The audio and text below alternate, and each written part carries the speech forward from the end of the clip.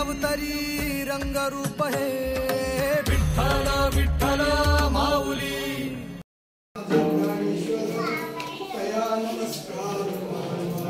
आता माऊली ज्ञानोबा आले कृपाळू आणि उदार का बरं दोन्ही गोष्टीमध्ये कशा कधी कधी काय होते एखाद्या वेळेस माणूस कृपाळू असतो उदार दोन्ही गोष्टी कधी कधी अंतःकरणानं उदार असू शकते कृपा करणारे असं काही कृपा करण्याकरता पात्र असण्याकरता अधिकार कृपा करायची तर समोरचा अधिकारी लागत तर त्याच्यावर कृपा होईल कोण्या माणसाला अधिकार समोरचा माणूस अधिकार कमावतो अधिकार कमावल्यानंतर उदारता असेल खूप पर्यटन व्यवस्था काही नाही पण अंतःकरणामध्ये काय म्हणणार इथं आमचे ज्ञानोबा कसे कृपाळू आहे आणि दोन्ही गोष्टीनं समर्थ असतात पण दोन्ही गोष्टीनं समर्थ असणारी आणि त्याचं वर्णन करणारे श्रीमंत संत आणि शांत असे असणारे ते वर्णन करतात नाहीतर एखाद्या वेळेस काय एखादा केसरी हिंग केसरी पहिला मोठा केसरी रुपये गेला पण त्याचं वर्णन त्याच्यात काही विषय कारण त्याच्याच अधिकाराचा दिवाण असं त्याच्यात विशेषता वाटते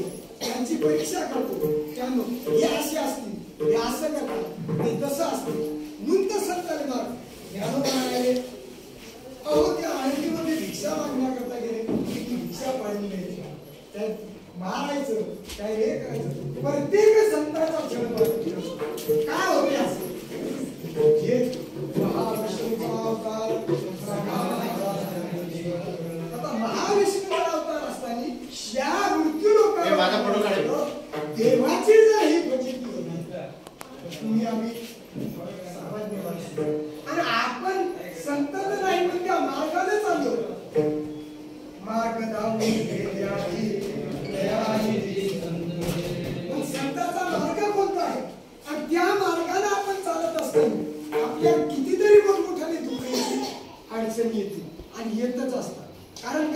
ज्यानं मार्ग काढले त्याच्यावर संकट मावली ज्ञानोबाला मार्ग काढ कशाचा की या मार्गाने माझी सगळी जनता आली पाहिजे आणि या मार्गाने गेल्यानंतर या भावे शरण जातात आणि बाळक असे जगातली कोणतीही गोष्ट कुठली काही घडू शकत पण जन्मव्याधीची त्रुटी तुम्हाला कधीच सुटणार या जन्मव्याधीची त्रुटी एवढी मोठी आहे आणि त्याच्याशिवाय जन्म मरणाचा फेरा चुकत 84 लक्ष फेरा चुकत नाही म्हणून ज्ञानोबाला या ठिकाणी धन्यता देणे कृपाळू माझा ज्ञानेश्वर पण नाथ महाराजांना या गोष्टीचा संशोधन सुरू केला पाहिजे की ज्ञानोबा रायाकडेच काय आहे असं करतात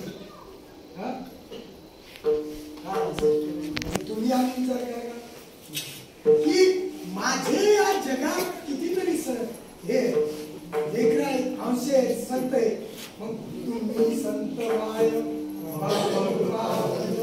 काय आता संत कसे असतात आई आणि वडील आई मुलाचा सांभाळ करताना वडिलाची जागा घेतात वडिलाचे काम घरात आणून देण्याचे काम वडिलाने करावं आईने काय करायचं काम घरात आणलेलं लेकरांनी व्यवस्थित द्यायची याची वडिलाची जागा आईला घेतली आणि आईची जागा इथं तर संताने तुम्ही संत बाय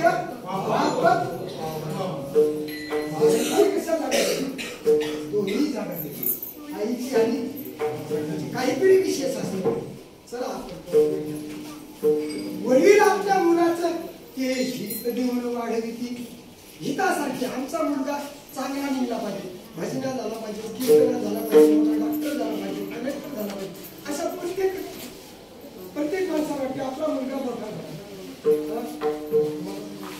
सर्व ते करून संसारामध्ये आपला मुलगा चांगला पैसे मिळाला पाहिजे भेटला पाहिजे मग वाईट आपल्या मुलाला केलं पाहिजे असं चांगलं पण कशा करता होते स्वतःच्या स्वतःचा संसार म्हणजे मुली वाटत काय सांगतात इकडे संत की आई वडिलांची सेवा केली आता वडिलांना वाटते की आपला मुलगा असा झाला पाहिजे म्हणजे काय ते स्वार्थ आला त्याच्यामध्ये मग कमी पडते आणि मग आईला बी तसंच वाटते आपला मुलगा फार मोठा व्हावं आमचं नाव करावं संस्थित करावं कोण्या खात्यात कशात गेला तरी आमचं नाव इथं मात्र करा असं आहे की जे मनुष्य जन्माचं खरं सार्थ केले आणि ते सार्थ फक्त कोण करून देत असतात संत करून देतात म्हणून तुम्ही संत माय कृपा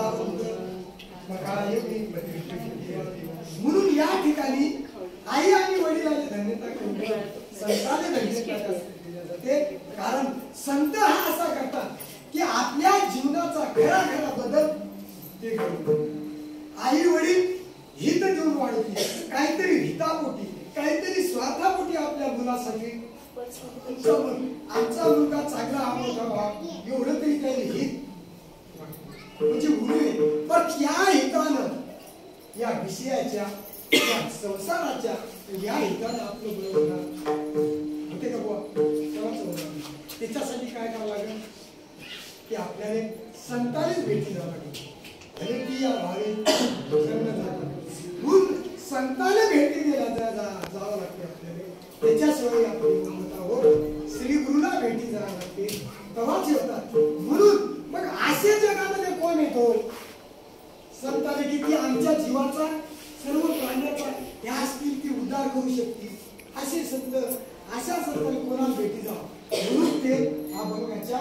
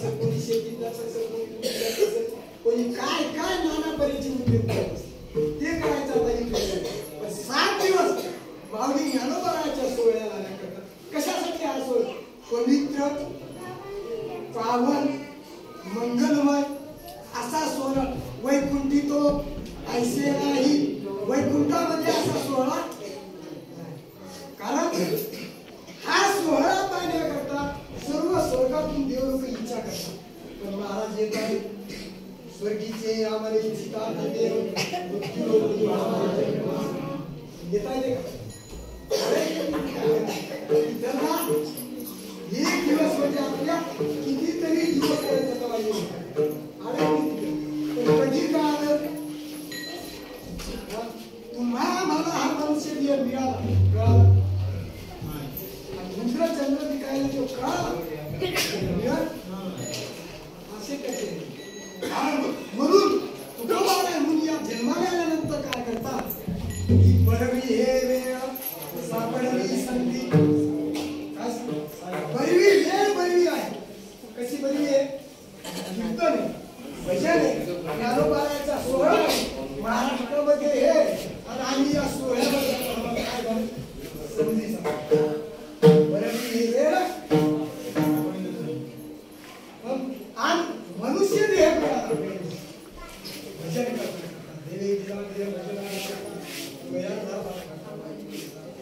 हा बांधणीचा फाटा करण्यासाठी हे समाधी सोहळे कीर्तन भजन आपल्याला फाटा झाल्यामुळे तो फाटा जे तो सरळ करण्याकरता हे सर्व काकट आणि हे कोण लावून देत असतात तर मार्ग धावून गेले आधी कोण होते संत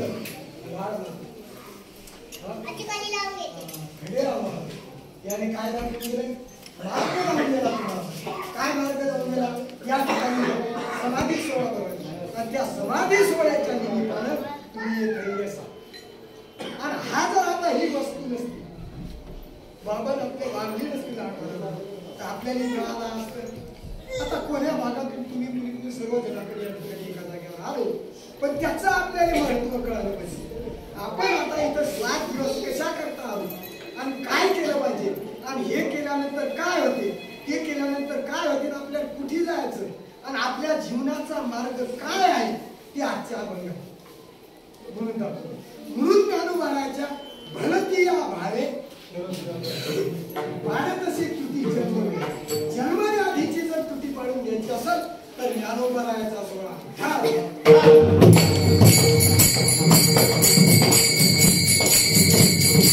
त्याच्याकरता अंगिनीयाचं त्याच्याकरता समाधी सोहळ्याचं आणि हे संतांनी कळत असते की आपण जगाच्या कल्याणा संतांच्या विविधी देह कष्ट विधी परोपकारे जसा आपल्या लाड बाबत आहे ना आता तुम्ही शिष्यमंडळ तुम्हाला सर्वांना माहिती प्रत्येकाच्या घरी जाऊन प्रत्येकाच्या भागात जाऊन कीर्तन करून हे माणसं माझे म्हणून काय केलं देह कसं सर्व देह कष्ट केला परोपकारासाठी की माझे जे अंश होते याचा विचार झाला पाहिजे त्याने सन्मार्गाने लावून त्या ठिकाणी आणि त्या असा सर्व गोळा करून माणसं आणि या ठिकाणी हा मठ बांधला या निमित्ताने ही सर्व मंडळी या ठिकाणी आणि हे ज्ञानोबाराचा समाधी सोहळा करून ज्ञानोबाराचा समाधी सोहळा त्याच्यासाठीच करायचा की जन्मव्याधीची तुटी कोणाने जमत त्याचं वर्णन संत कोण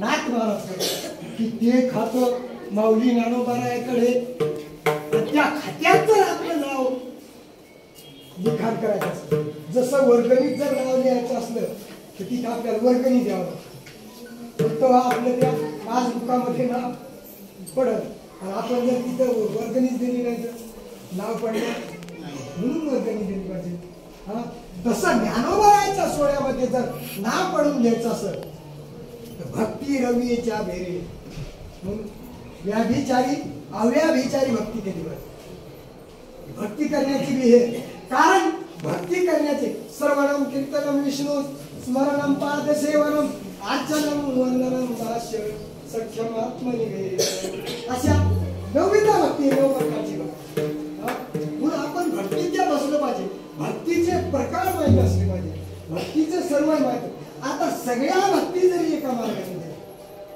पण त्याचं महत्व काय आपण पाहिजे पाहिजे म्हणून मार्ग दावणी गेले आधी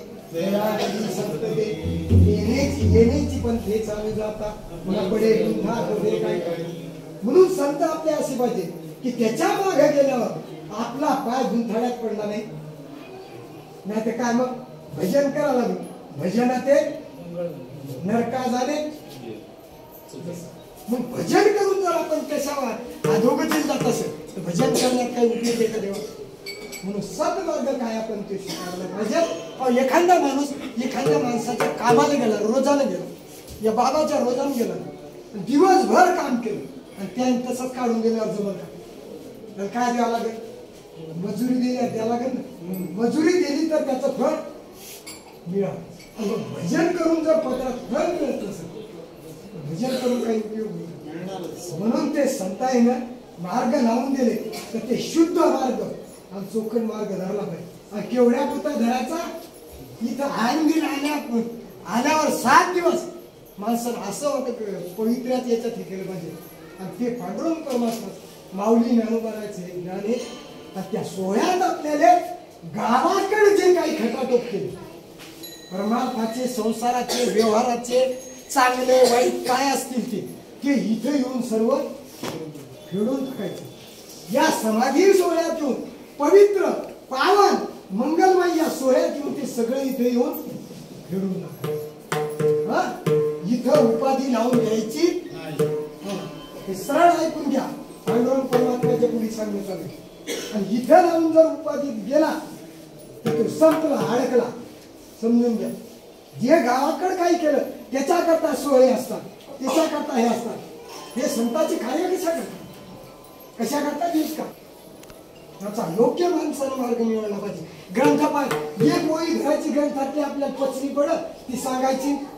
हा बरं सांग. त्याचे मुख्य वर्म कळायला पाहिजे. भक्ती करण्याच्या अगोदर वर्म कळायला पाहिजे. एक क्रिया वर्म म्हणून वर्मच केलं पाहिजे. त्या परमात्म्यातून होऊन त्या याच्यात होऊन आपल्याकडं हे संतान जे हे मिळावे हे भरवले. त्याच्या विनाकारण भरवले का देव? याचं महत्व आपल्याला कळालं पाहिजे. या इथे याच्यात राहून आपण की इथं येऊन याती भडक्या किंवा खटनट यावे आणि शुद्ध होऊन तिच्याकडे केले कर्म झाले उपजले गेले मला काही गरज कोणाले? संतांना. तुम्ही संत आहे ते संतांना खातं गेलं बघा. देवानं भुवानं खूप तप केलं. त्या आरण्यात जाऊन एका उपायावर उभा तप केलं. ते म्हणजे का? वडिलाची माहिती. आता त्या बाळाने कळालं नाही काय बघायचं. देणारा समजलाय का? तिथे महाराज म्हणजे देवा त्या लहान बाळा की त्याला कळत नाही, तुला समजत नाही का? आणि ती नियम बरंच झालं.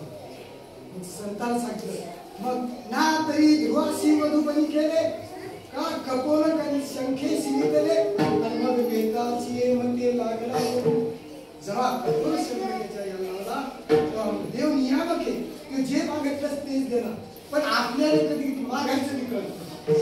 आपल्याला कोणतंच म्हणून या सोहळ्यामध्ये आल्यानंतर आपण देवाकडे काय मागून गेलं पाहिजे, की आल्यानंतर काय झालं, आपण कसं हे केलं पाहिजे. आपला आचार विचार सर्व या ठिकाणी बदलायसाठी हे सोहळे आणि कीर्तन आपण हेच घेऊ. आता इथं कधी आपलं जरासं असं तसं झालं की आपण मनामध्ये काही संशय नसते. आता एवढं आपण चौकून आलेली मंडळी म्हणजे मतभेद काही आपले होतात, मठाविषयी होतात, कार्यक्रमांविषयी होतात, सोहळ्याविषयी होतात, सगळ्याविषयी असतात. ते काढून टाकायचे. इथं फक्त जे जे दिसे ते नासे या संसारातलं माऊली सर्व नासणारे हे जाणार हे सकळ जाणार. जाधव बंधुबांना हे सुद्धा आज आपल्या इथं नाहीत. आपले लाडभाऊ येथे उन्हाळी आले राव.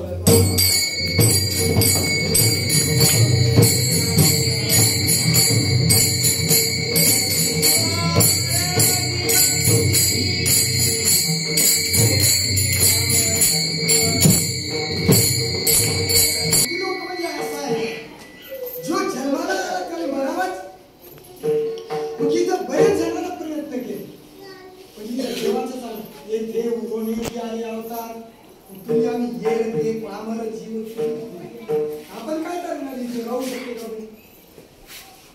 इथं देवाने अवतार घेतले, कार्य केलं, कार्य संपलं, अवतार संपला.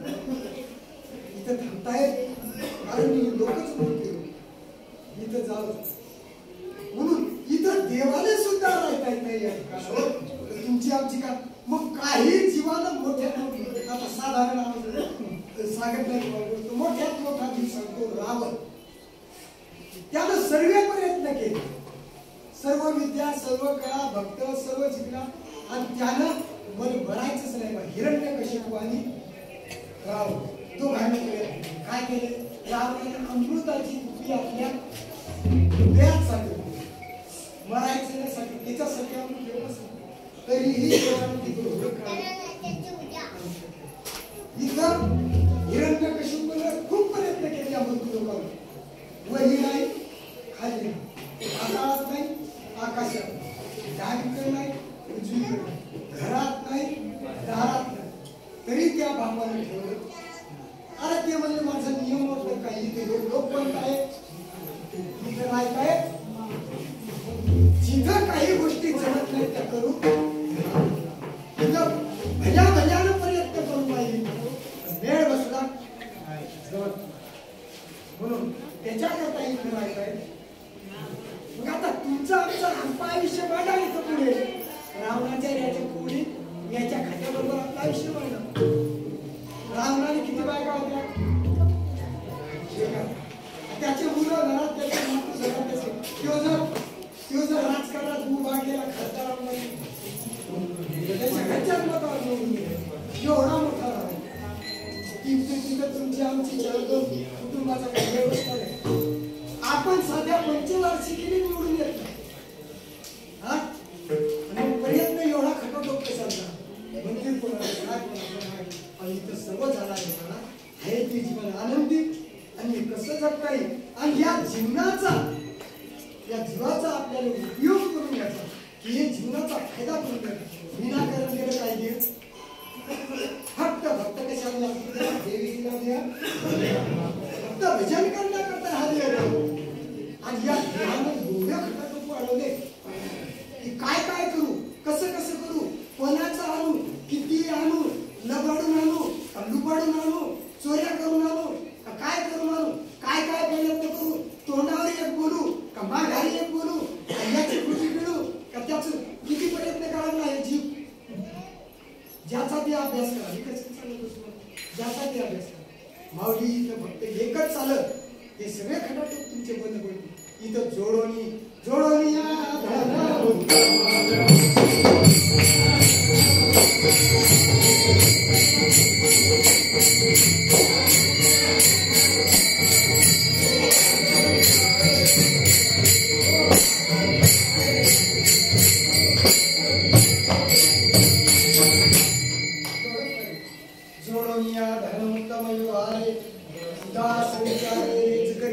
ही सत्ताने आपली काळजी पडली की माझे भक्त हे या प्रपंचातून सुटत नाही. हे धन कमवायच्या मागेला गेले असतात. पण धन कसं कमवता महाराज? उत्तम व्यवहार करा, चांगला व्यवहार करा, खोटे व्यवहार करून बी जीवनात जगू नका.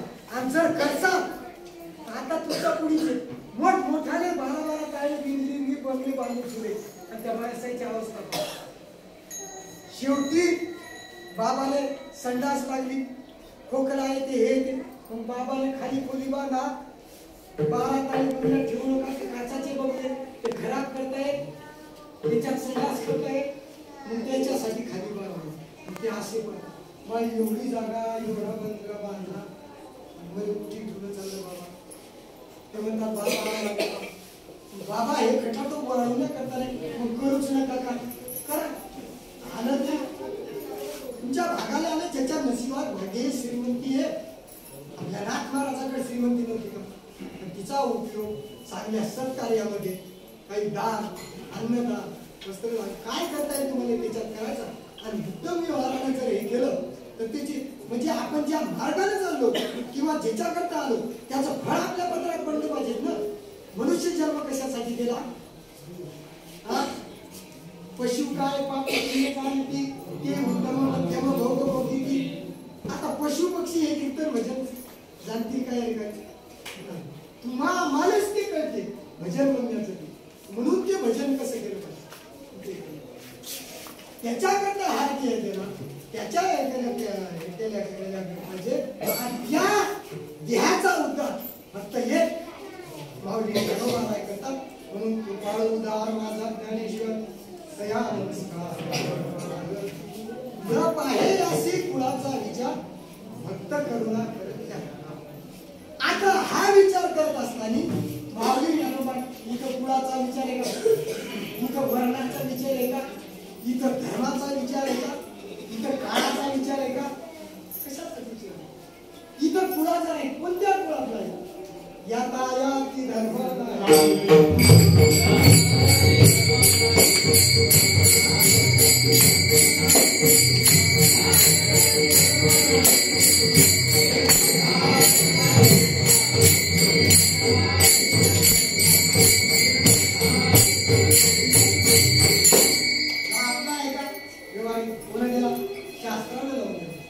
शास्त्र म्हणे जे सांडावे ते राजे ही जेवो म्हणे मिळते घ्यावे विषयी. तुमचं आमचं सर्वांचं जीवन कशाच्या मार्फत चाललंय? शास्त्र आहे. त्या शास्त्राने सांगितलं याता याती धर्म विश्वजात कोणी कोणत्या काही गरज नाही. काय त्याने नामस्मरण कीर्तन जो नामस्मरण करते तू कोणत्या वर्णातला असो, कोणत्या धर्मातला असो, कोणत्या जातीतला असो, कोणत्या कुळातला असो, तो श्रेष्ठ आहे. आणि ज्या ब्राह्मण कुळामध्ये जन्माला तर देवाचं भजन उपयोग घेतो. एक नीच कुळामध्ये जन्माला आणि त्याचा आधी योगी करल्या हरी भजने आणि त्याचा आधी योगी की ज्याने कोणती जात नाही आणि कोणती काहीच नाही, तू कोण्याच याच्यात अंत्यच म्हणजे कसं तरी बसेल तर या हरी भजने काय केलं? देवाचं भजन या मनुष्य लोकांमध्ये येऊन वैश्य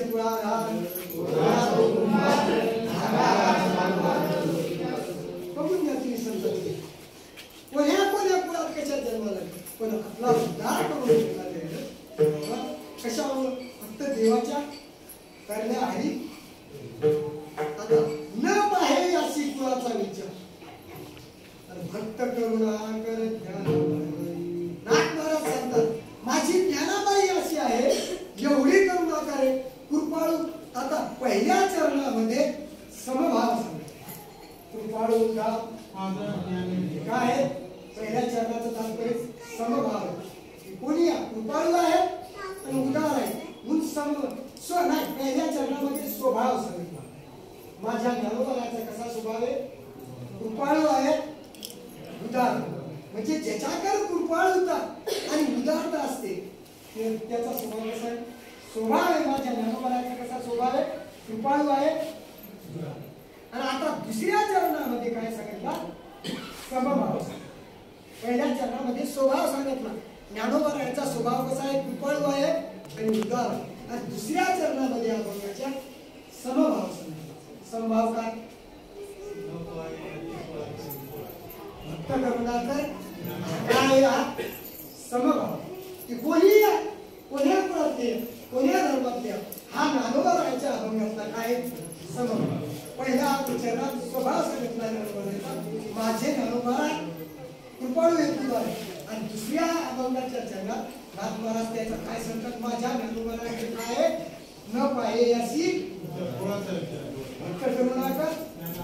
ज्ञानाबाई एवढी करुणा करे एवढी. आता या ठिकाणी भक्त आहे आणि ते का सांगितलं? कुळाचा विचार काय करतात तर ते भक्त आहे. भक्त करुणाकर आणि ज्ञानाबाई.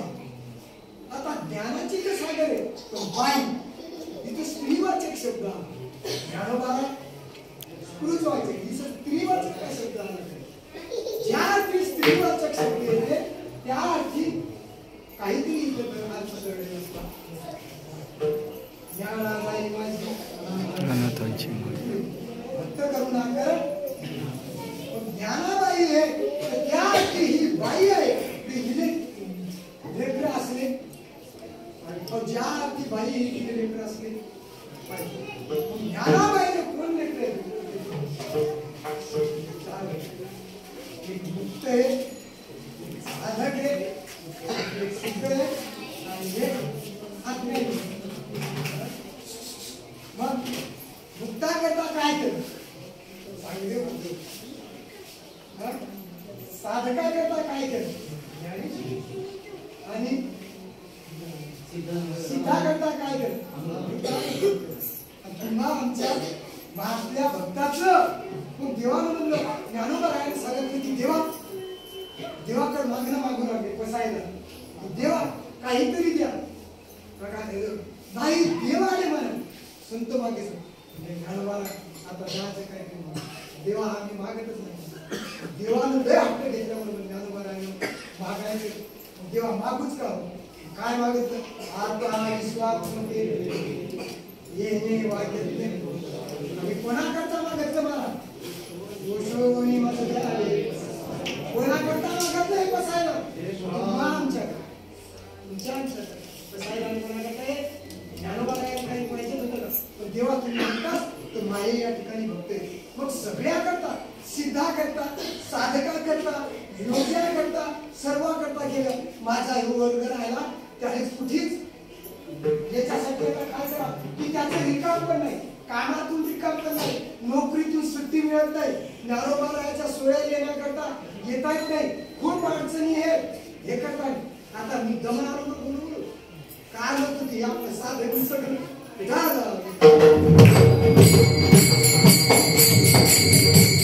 आपला गाव सुद्धा साधन झालं त्याच्यामुळे आशा असणारे आपले ज्ञानोबा म्हणून कृपाळू माझा ज्ञानेश्वर कया नमस्कार न पाहे अशी कुळाचा भक्त करुणा आता करुणा करे आणि ज्ञानाबाई हे चार मुलं त्याने झाल्यानंतर हे चार मुलं जे आवडले होते सिद्धा आवडले साधक आवडले होते मुक्त आवडले होते आणि अज्ञानाला ते सुट्टीच नाही यायले इथे येण्याकरता सुट्टी मिळत नाही याच्यात अडचणी येते पण आता या तिन्हीचा उद्धार झाला साधकाचा उद्धार झाला सिद्धाचा उद्धार झाला आणि योग्याचा उद्धार कारण ती त्याच कामी आहे का तुमच्या असं नोकरीवर कमिटी जायला ते नुसतं ज्ञानोबा राहायचं सिद्ध समाधी लावून बसते साधक अभ्यास करत बसते आणि मुक्त देवाचं ध्यान करत बसते म्हणजे ते काय होणार जे जन्म मिळाला त्याचं सार्थक करण्याकरता जाईल का तुम्ही आम्ही आपला वर्ग राहिला म्हणून का कामातच गुंतला त्याचे रिकाम बरेच नाही पण याचा विचार झाला पाहिजे म्हणून ज्ञान ते कोणाला काळजी पडली ती ज्ञानोबाला म्हणून आणि लेकरू जर आपलं लढल्यावर लांब गेलं दूर गेलं हे गेलं तर सर्वात जास्त काळजी कोणाला पडते आईला पडते म्हणून ज्ञाना म्हणून स्त्री सर्वांची काळजी माझ्या ज्ञानाबाईले म्हणून या ठिकाणी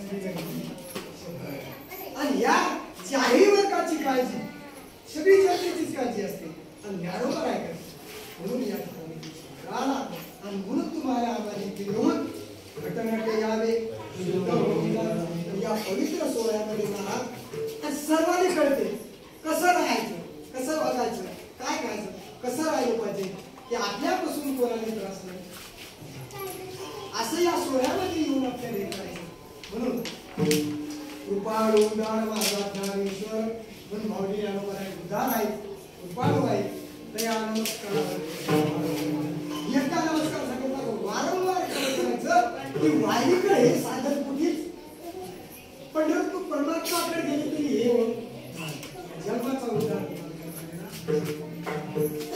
म्हणून या ठिकाणी काय सांगितलं की माझी ज्ञानाबाई कशी आहे कृपाळू माझा ज्ञानेश्वर दया नमस्कार न पाहे यासी भक्त करुणा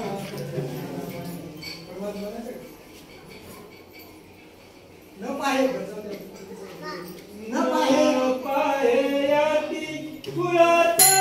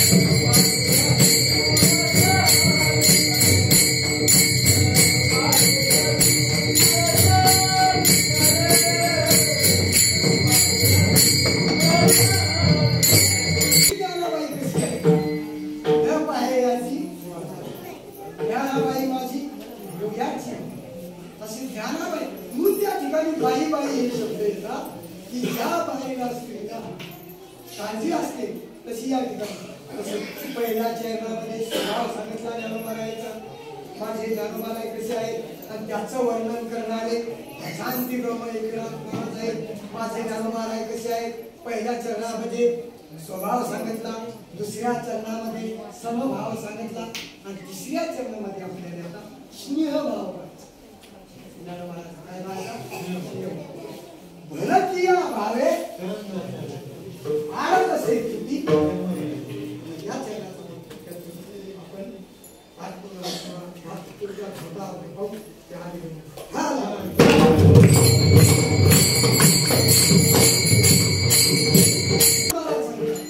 की भरतीया भावे शरण जाता आणि पाळत असे तुटी भलतिया भावे आता इथं बघा भलतिया भाव देवा तुझ्या भेटी द्यायचं मागणी बरोबर आहे पण माझ्याकडे भाव नाही आपण स्वतःही न तपासता दुसऱ्यानेच तपासतो कारण त्याच्याकडे भाव नाही याच्याकडे ओळख नाही याले हे नाही बाबा तुझ्याकडे काय येते दुसऱ्याचं काही पाहू कोणाकडे भाव आहे का काय आम्हा हे नंदवर आहे कसे भरतीया भावे शरण येता